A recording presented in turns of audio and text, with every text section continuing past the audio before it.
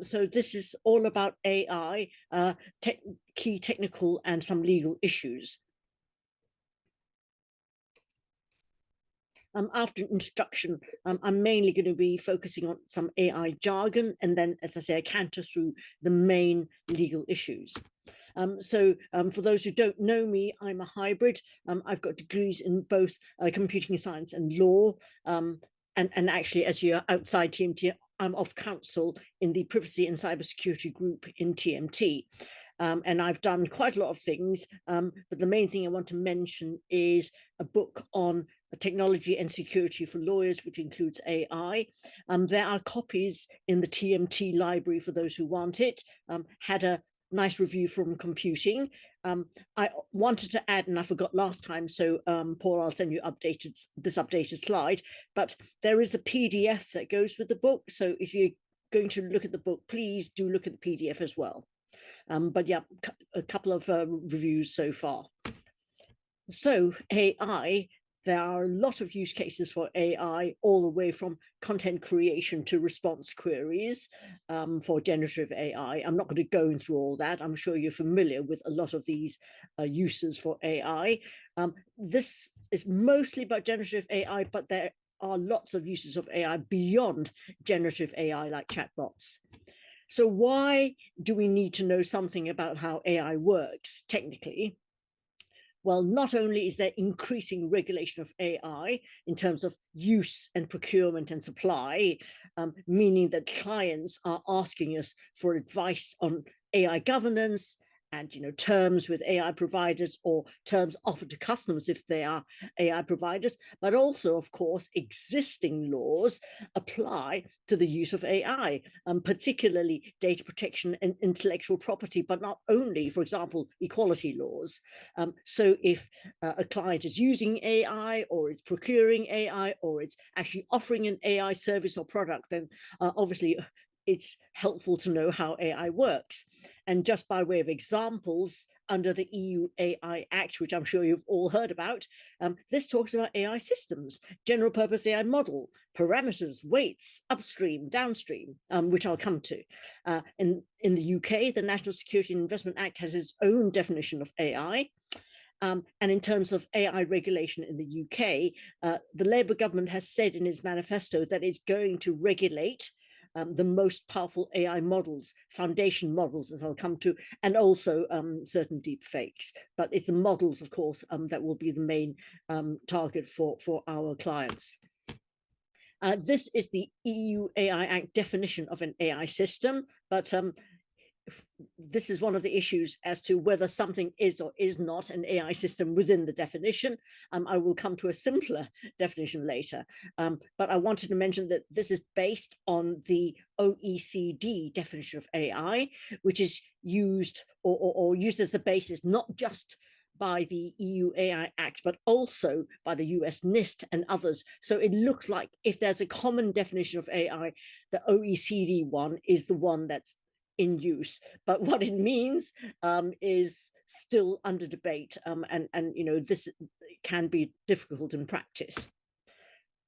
In terms of the US, there have been tons of AI bills that have been introduced. Example, Colorado, with obligations on the developer deployer at Utah. But the main point here, of course, is to check with our US colleagues if you need advice on US AI regulation. There has been US AI regulation in the form of Biden's executive order, but Trump says he's going to be doing away with that. So, who knows what's going to happen in future. And this map, which some of you will have seen, just gives an idea of increasing AI laws all around the world that are just popping up. And of course, not just AI specific laws, but there's a lot of other laws, like in the UK, the Online Safety Act, the new DUA bill, in the EU, the Product Liability Directive, DSA, etc., which also affect AI uses. And not only is there hard law in lots of jurisdictions, but also soft law that has to be borne in mind by clients, from the OECD AI principles to the G7 principles and so on. And a lot of these principles do have certain concepts in common, like safety and security and privacy. So in terms of the AI jargon, the terminology, sorry, this is quite a dense slide. I just wanted to mention that ISO, the industry standards body, has actually got a whole bunch of standards which are publicly available. Most of them you have to pay quite a lot for. And personally, I think AI related standards should be free because it's so important, but that's a different debate. But there are lots of publicly available standards, and that includes 22989-2022 on AI concepts and terminology. So if you're interested in AI jargon, please do just download that, and that will be useful for future reference. So in terms of what AI is, if you obviously from a legal perspective, we do need to look at how each law defines AI, but from a general perspective, AI is simply machines, computer systems that simulate human intelligence. And actually, it's been around for decades. Obviously, it's become trendy since chatbots and ChatGPT a couple of years back, but it's actually been around and in use for ages. And the OECD definition is relatively new. Narrow AI is for a single purpose, like translation. General AI, artificial general intelligence, is what some people are trying to produce and bring about, and what other people are rather afraid of, like Skynet in the Terminator movies. But general AI, artificial general intelligence, or AGI, is basically something that can do anything like humans can, or maybe even more than humans. A central concept in AI is that of algorithms. And algorithms are simply a series of steps to achieve a particular task or objective. That's it. It's a series of steps for a particular purpose. A recipe in cooking is an example of an algorithm. Put 3 ounces of that, 4 ounces of that, whatever. That's an algorithm. Machine learning is where a machine, a computer system, is trained with training data to produce a model, which can be static or dynamic or online. A static model, you just produce it, that's it. A dynamic or online model will keep changing and improving as you give it even more data, so you don't keep it static. And then this model, which is essentially just software, is used in what's known as the inference stage, that's the deployment stage, to take an input that you feed into it and then produce an output. And generalization is the concept of a model being able to work well, produce good, useful, accurate outputs when it is fed data which has not been in its training data set. So you want a model that can generalize and work well on data it's never seen before. Supervised learning involves feeding the machine as training data lots of labeled examples. So it could be photos labeled dog and photos labeled cat.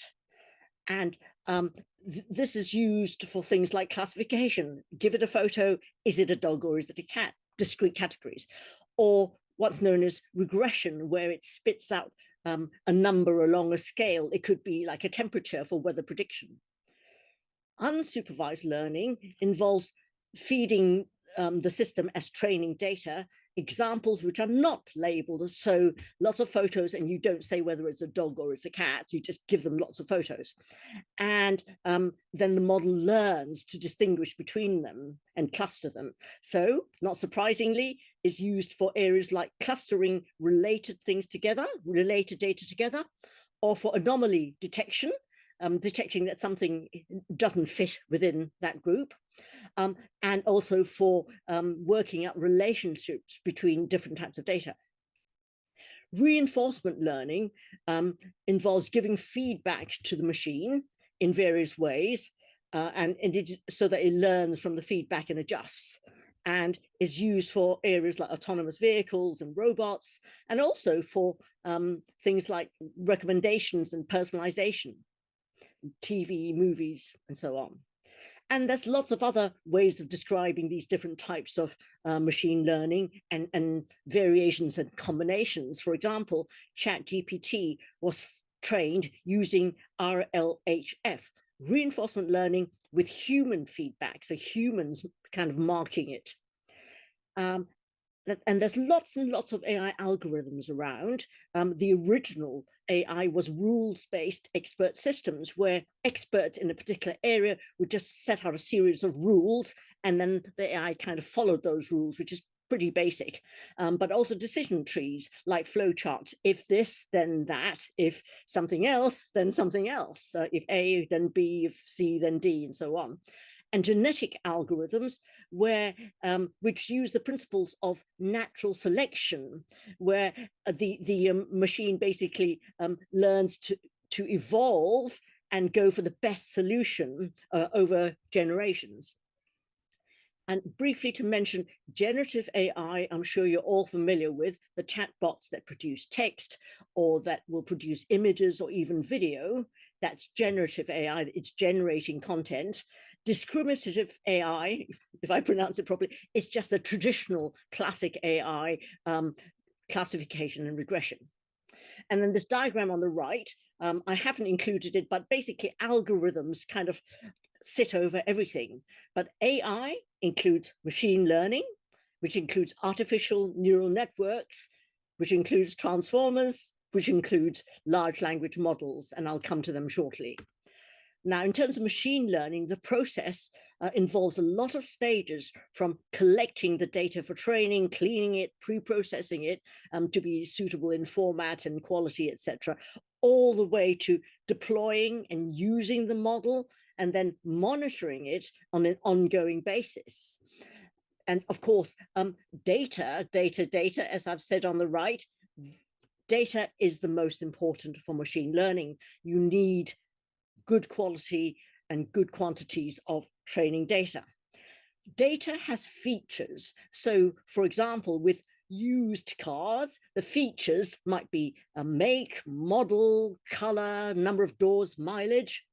And these features can be represented using numbers. Of course, with machines, everything is ultimately represented using numbers. So in this case, in machine learning, tensors are used. And tensors are simply ways of holding data. So if some of you may remember from high school maths, you have vectors, a row of numbers, or matrices like a table with rows and columns of numbers. And these are all examples of tensors. And of course, they can exist in multiple dimensions, 1 dimension, 2 dimension, 3 dimension, even more.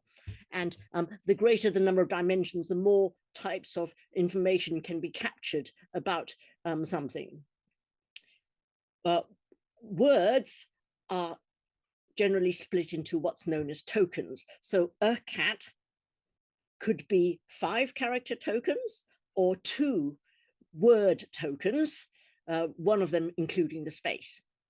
Tokens are then processed into numbers known as embeddings to represent it. And I've just given an example there, which is very hypothetical, just to show you, embedding looks like that.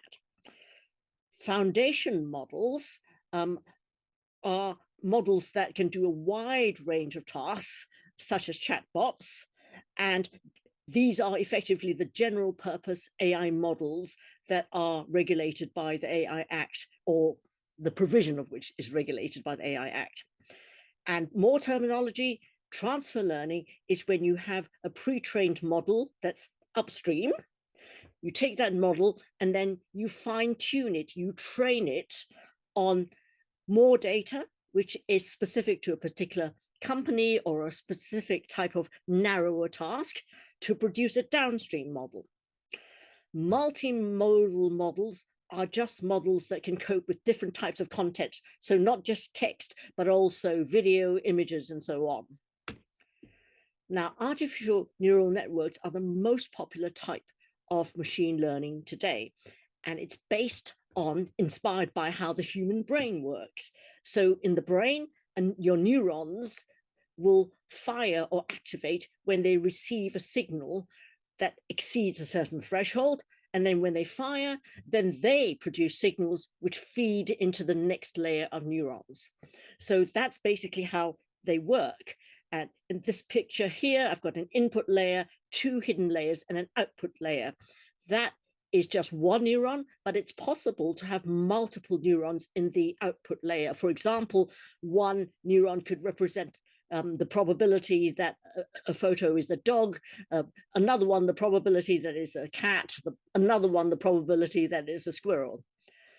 And although there are different definitions of deep learning, the one I like is the simple one, which says if you've got more than one hidden layer, so input, hidden, output, but more than one hidden layer, it's deep learning. If it's only one hidden layer, it's shallow learning. That's the easiest way for me to look at it. Now, artificial neural networks have what are known as parameters. So when a neuron fires, artificial neuron fires, actually its output is multiplied by a number known as a weight. Another number known as a bias is added to it. The result is run through what's known as an activation function, which can vary with the use case and situation. And then that goes into the next neuron or layer of neurons. And it's quite common that output from one neuron in one layer goes to all neurons in the other layer, in the next layer.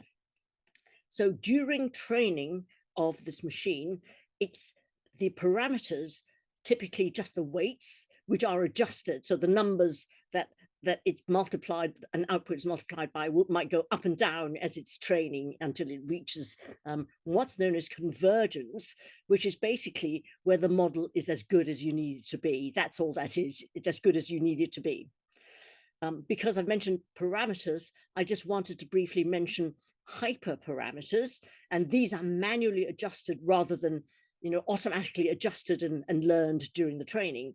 For example, the rate of learning, how big a batch size of training data is. And one important concept is overfitting. You'd want to avoid overfitting. And overfitting is simply where the model has learned its training data so well that it performs fantastically if you give it anything that's as input that's been in its training data. But if you give it anything that's not in its training data, then it performs pretty badly. And then at the bottom right, I've given you actual examples of what weights looks like from, I think I found them online, but you can see it's just a bunch of numbers. Now, I wanted to mention more about generative AI and transformers in particular. Obviously, there are loads of types of artificial neural networks. I'm not going to talk about convolutional neural networks or recurrent neural networks. It's in the book. But I did want to mention different types of generative AI. So you have autoencoders consisting of an encoder network. A data goes into an encoder network, and then it goes through a decoder network. And this is used not just for generative AI, but also extracting features, the most important features, like with used cars, maybe mileage is the most important, more than color or something. It is possible to have artificial neural networks that are just decoder, like GPT, or just encoder, like Google's BERT. Older ones are a generative adversarial network, GANs, and these pit a generator network that produces data against a discriminator network that basically works out how good that is, and it's not good enough. And this is obviously used for generative AI. But there's also diffusion networks, as used by Stable Diffusion, the company. And this is based on the concept of if you drop some colored water into ordinary water, then the color diffuses, and diffusion networks try to reverse that process and recreate data. Transformers are based on a 2017 paper by Google researchers, so not really that long ago at all. And transformers use the original transformer used encoders and decoders with word embeddings. Now, the interesting and revolutionary thing about transformers is that they use what's known as attention mechanism, where you have words in a sequence and each word pays attention to the words before and after it. But beyond that self-attention, each word pays attention to how important are the other words in this sequence to me, which was really made a big difference, self-attention. LLMs, large language models that we all know and love from chatbots, they are based on transformers. And of course, they are the epitome of foundation models. They're called large because they have millions or even billions of parameters. LLMs, the evolutionary tree on the right shows, and that's only a snapshot at 2023. I'm sure it's much bigger now. There's so many different types of LLMs now. LLMs are often called stochastic parrots because they parrot back in a statistical fashion, which can be random, the training data that they had. And it's stochastic in the sense that the same input can on different occasions produce different output. Now that icon there on the left is not of a parrot, but of a monkey, as you spotted. And that kind of shows the limitations of AI, because I used PowerPoint's designer to automatically generate this, these icons and this layout, and it decided to produce the picture of a monkey. So if it's AI, obviously there's a limitation there. Another term that you often see associated with LLMs is emergence, that they have emergent properties. And this simply means that they exhibit unusual behavior and abilities beyond what was originally expected they would have. Another important concept with LLMs is RAG, retrieval augmented generation. Now, with LLMs, when you type an input, which is known as a prompt, as you know, with chatbots, into the system for it to receive and process, actually, it's not just what you type that it gets. It gets other things like system prompts, which were programmed by the developer and inserted behind the scenes. So the user never sees them, but it does go to the chatbot. And it'll be things like, please don't swear, you're a really helpful character, whatever. So, trying one of the ways of imposing what's known as guardrails. LLMs have what's known as a context window, how much data it can handle at a time. And that includes the prompts you type in, the system prompts in this, and other data can be fed in as part of the context. And obviously, the bigger the context window for an LLM, the more it can handle, and hopefully the more powerful it is. So Google's Gemini 1.5 Pro, I think it's beyond that now, can handle 1.5 million tokens, which is equivalent to many books. So you can feed LLMs as part of the context data from external sources, and that's what RAG is. And this could be data from knowledge bases like a company's internal data or internal documents. It could also be data from internet sources. So it could be data that's scraped from the internet, saved, and then fed to the LLM. Or it could be that actually the system goes out and searches live for extra data and then adds this to the context. RAG data could be stored locally only, but companies like Microsoft Azure claim that if you upload, you can take your own internal data, confidential data, upload it to the cloud, and then process it there with the LLMs that they offer, like OpenAI with its partnership with Azure. And they claim that Microsoft will not access the data, that the RAG data that you upload to the cloud. Now, AI model is a common term that's used. This AI model is not defined in the AI Act. It only defines a general purpose AI model by reference to an AI model. A general purpose AI model is an AI model which has general purposes, etc. And I think the easier thing to do there is to ask data scientists, which is the AI model here that you're using. The ISO standard that I mentioned on AI concepts does define an AI model, and it's just a representation of a system, entity, etc. The OECD, with its definition of AI, has an explanatory memorandum which also refers to ISO. And I think it is justified to have a look at the explanatory memo and ISO, because the AI Act does say that the notion of AI system should be aligned with the work. I know they talk about AI system, not an AI model, but in general, that they want to align with the work of international organizations. But the main point I wanted to make about an AI model is that it's software. An AI model can be saved as a digital file that you can download, that you can use over an API.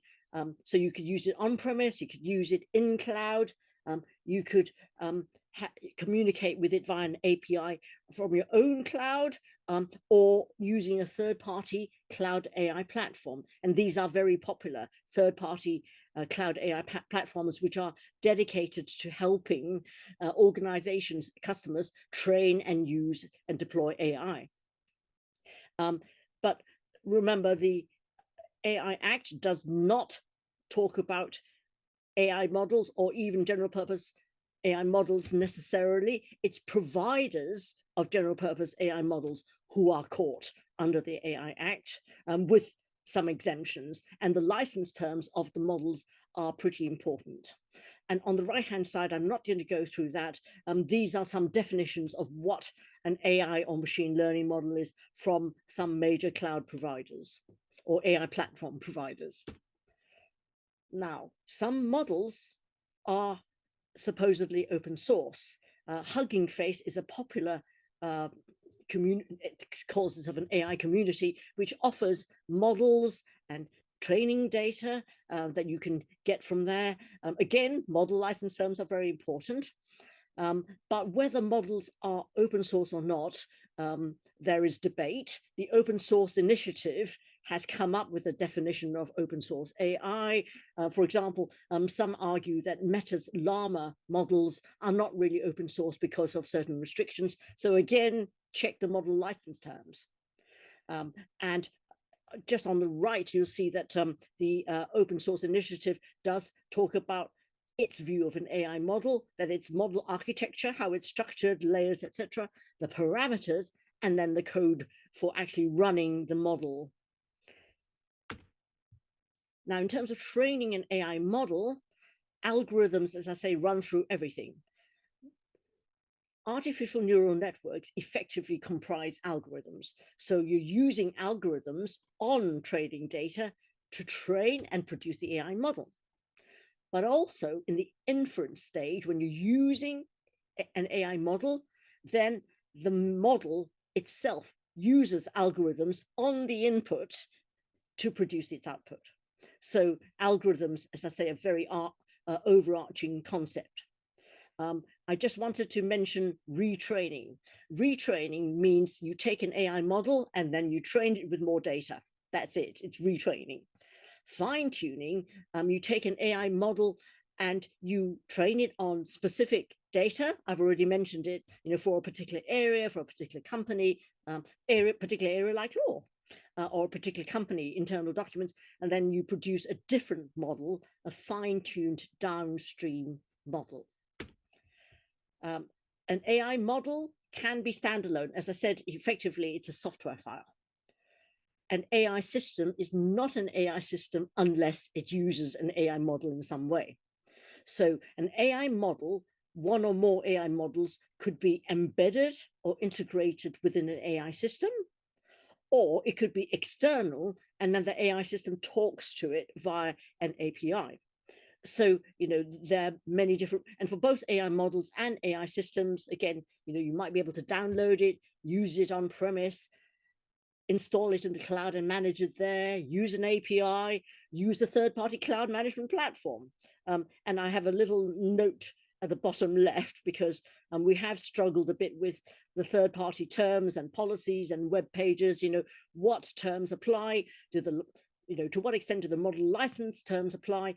if you are using a model that is offered and hosted on a third-party AI management platform, then the platform terms apply as well. And what about the platform's web pages and policies? And they tend to be a bit one way in saying, well, if we've got stuff on our web pages and policies, you've got to comply with them.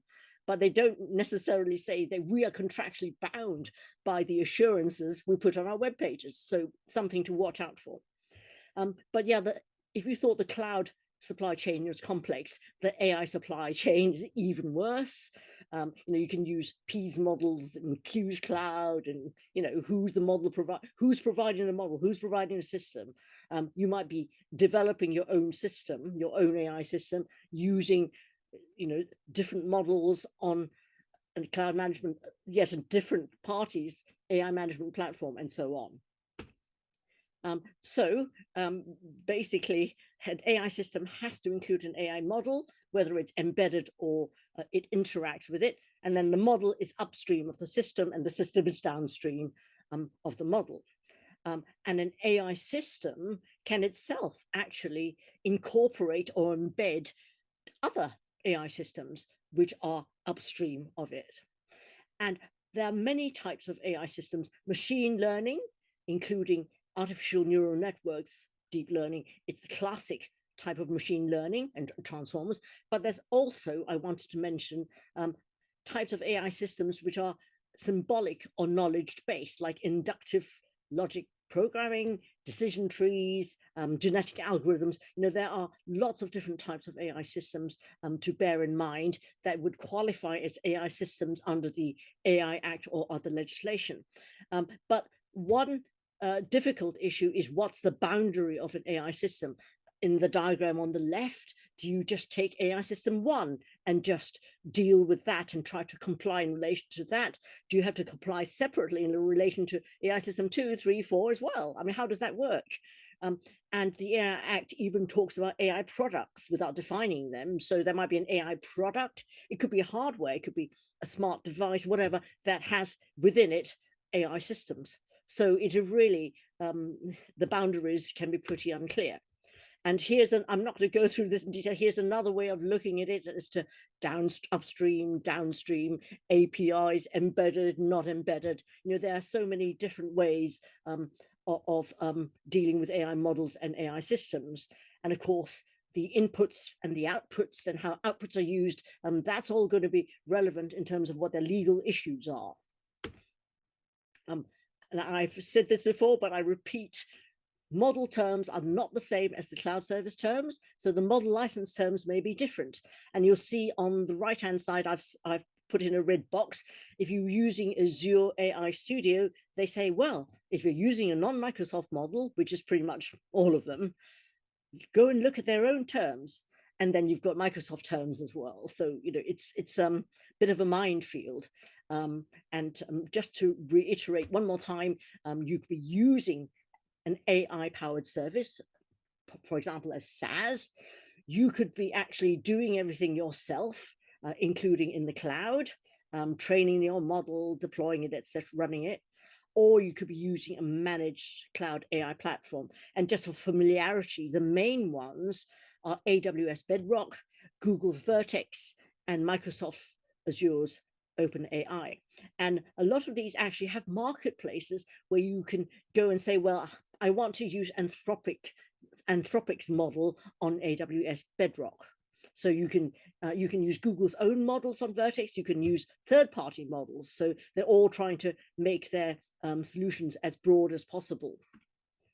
So to summarize, an AI model can be standalone, but an AI system has to embed or talk to one or more AI models, and it could include other AI systems. An AI model or an AI system could be on-premise or in the cloud, hosted or a managed AI service, beware the terms.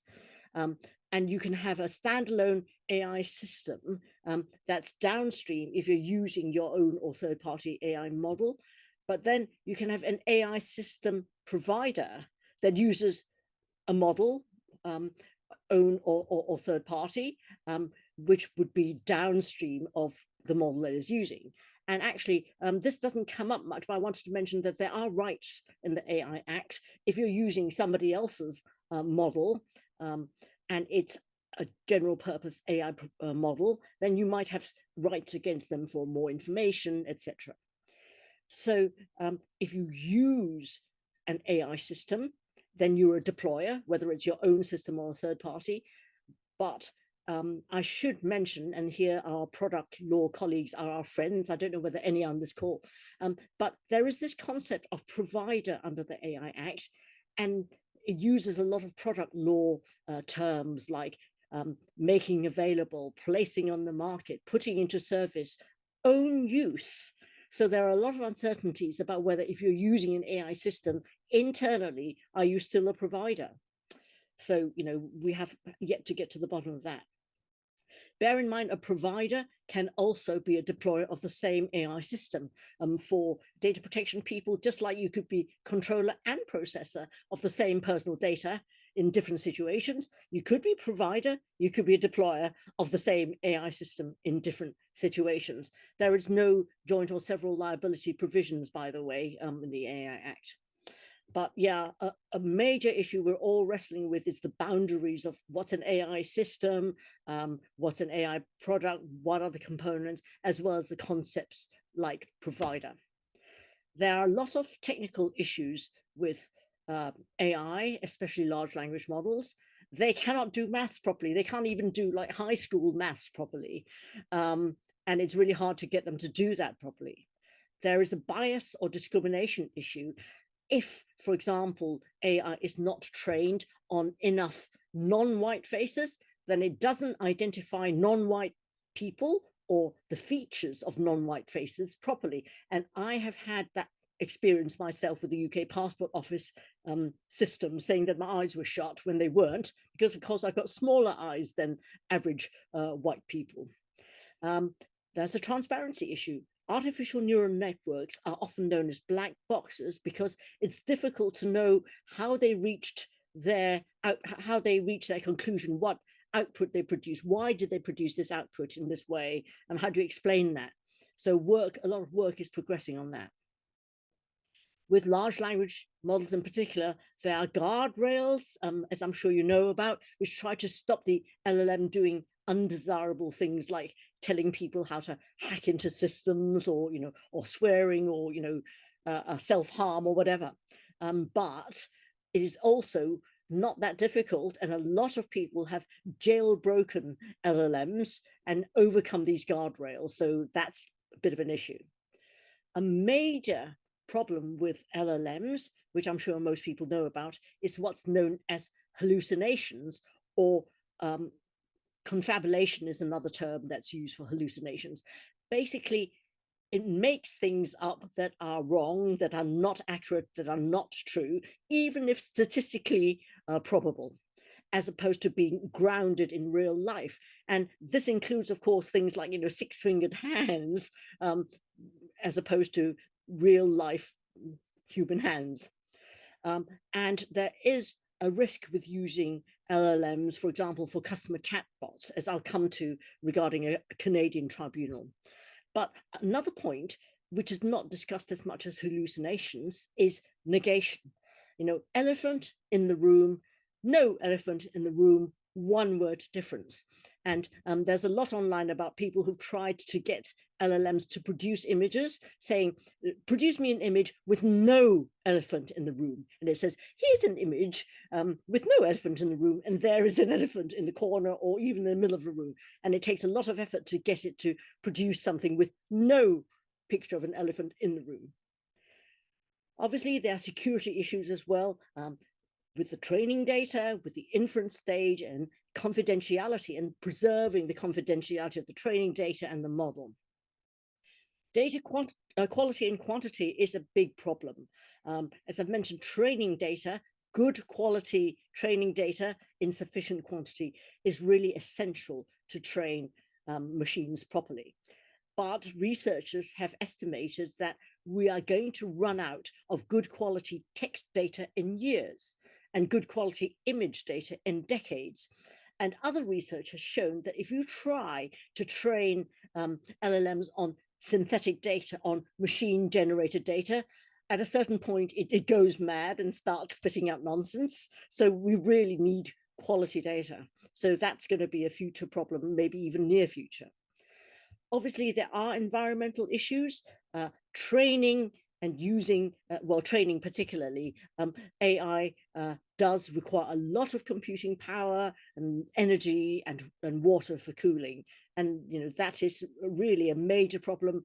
A lot of AI companies, big AI companies, are now thinking about nuclear power stations, mini nuclear power stations for power for AI.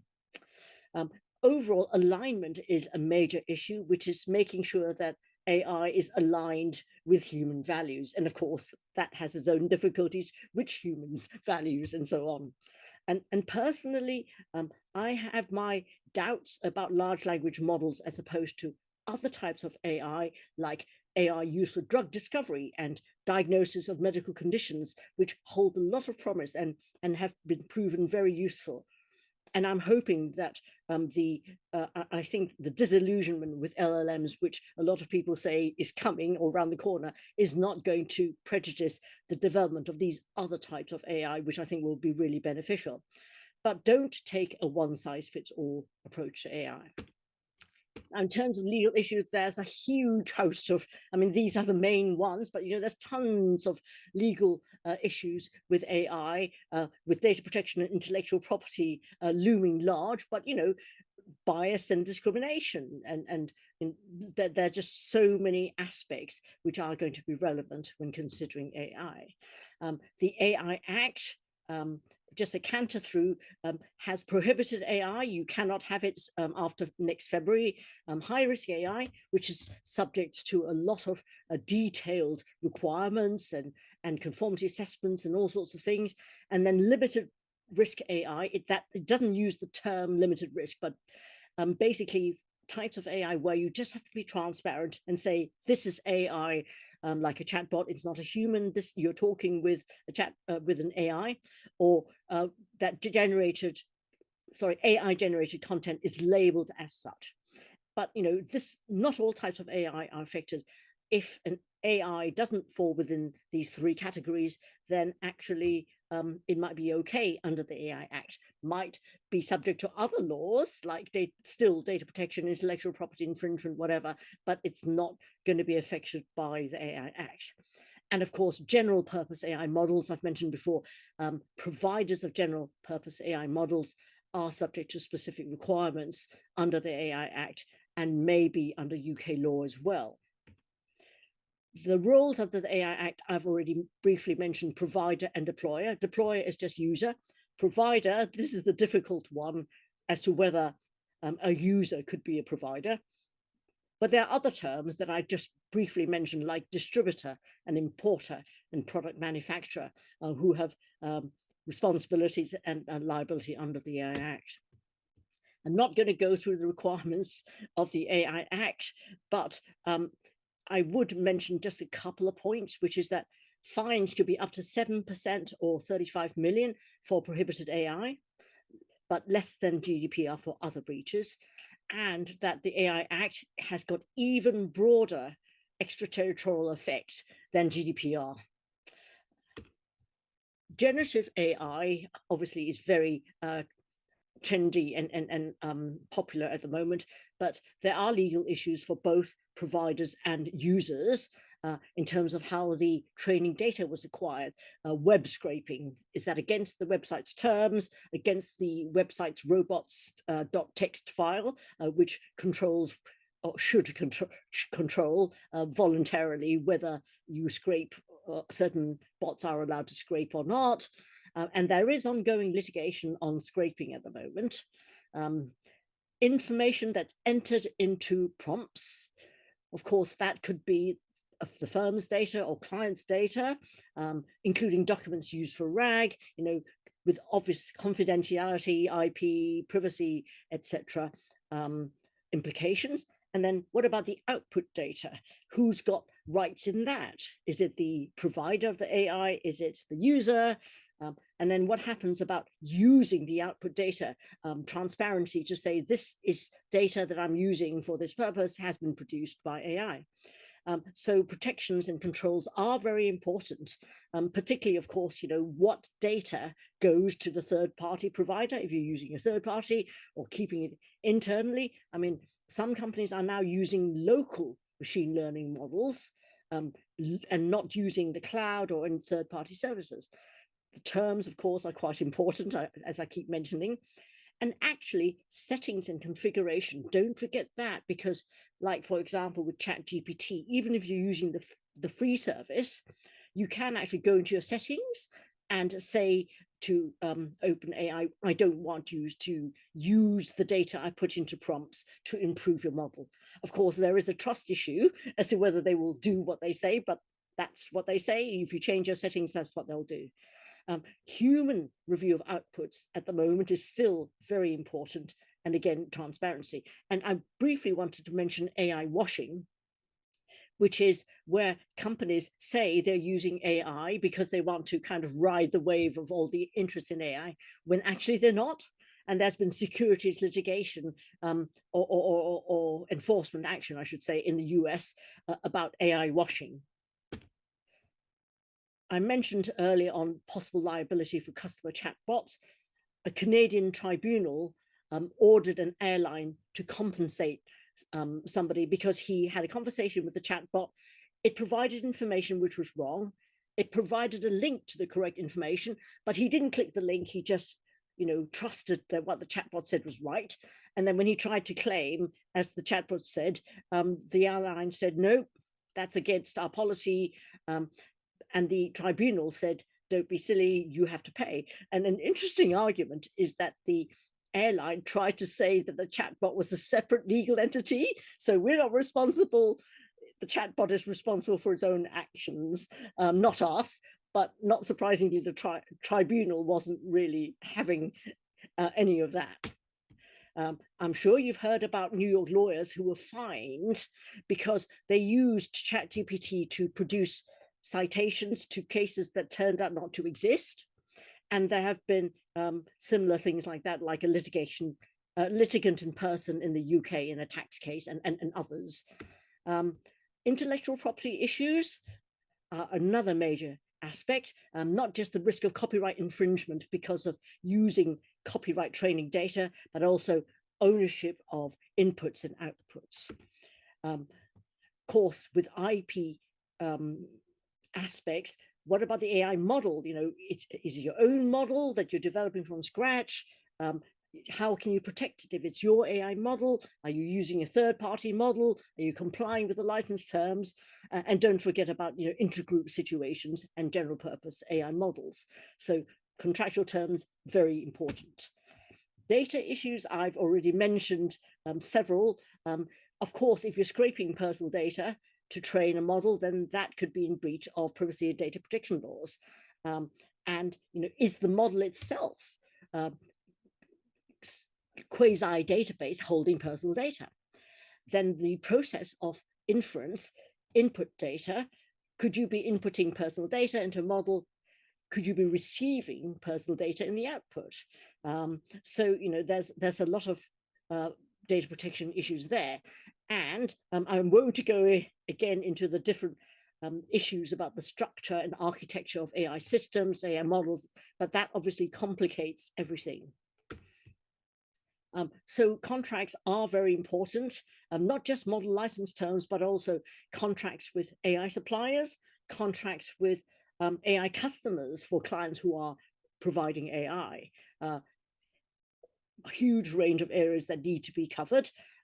The Society for Computers and Law has produced some AI terms, which I know Paul Langford is going through to see, but certainly the draft I saw wasn't necessarily the best in all respects, let's put it that way. In the slides are some examples of clauses, which could be supplier friendly or customer friendly, clauses about what is making sure there's explainability, trying to make sure that there has been action taken to mitigate the risk of bias and IP infringement. And of course, Denton's produced its laws of AI traction recently, including these 12 components of an AI governance framework. But for international groups, there is a big challenge, because what laws do you use as a baseline? Do you go for the highest common denominator, the lowest common denominator? Do you go by region or jurisdiction? And actually, what is the business case for AI, the cost versus benefit? Because a lot of companies are just using AI because it's, you know, popular and there's a lot of interest in it, but is AI necessarily the best solution for a particular scenario? So risk assessments are also very important as to, you know, what is the risk assessment framework to use in the methodology, like a DPIA plus under the AI Act. And actually a fundamental rights assessment is needed for deployments of high risk AI systems. So, you know, what position should companies take if there's technical non-compliance, which depends on the risk appetite? Configuration settings, as I said, don't forget, it's important to try and configure settings to be as protective as possible for the client. And of course, there is a liability risk and reputational risks. So disclaimers in customer terms, we're providing a chatbot, but you can't rely on it. Is that going to be valid under UCTA? And of course, transparency and AI washing, transparency regarding AI use and AI washing that I've already mentioned. So that's it from me. Thank you. And here is a thought about EU AI Act's extraterritoriality. If the output of an AI system is used in the EU, then the deployer or provider could be subject to the EU AI Act. So that's it from me. Thank you very much.